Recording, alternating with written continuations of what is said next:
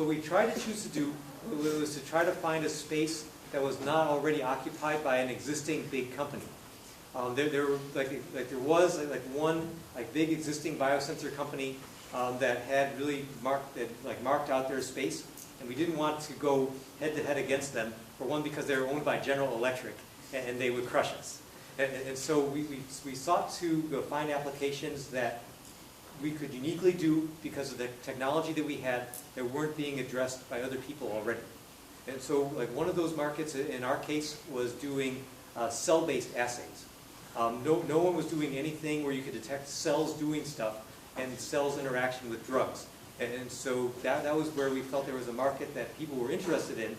The way that we found out people were interested in was by talking to scientists at pharmaceutical companies and saying, this is what we do, what are you interested in doing?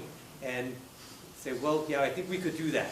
And then you're trying some experiments to show we could do that, and then convincing them that we did it sufficiently that they would be interested in buying a system. So we went through that kind of exercise over and over again. Really, we tried to have our applications selection driven by things that customers said that they wanted to do and that they would pay for. And we did that by actually talking to representative customers, both through our contacts and just by going and to meetings and giving talks, and then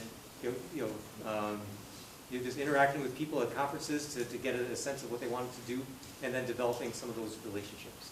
But we had some early ideas that were really dumb, that would have never worked out. That there were a lot of paths that I'm glad that we didn't go down.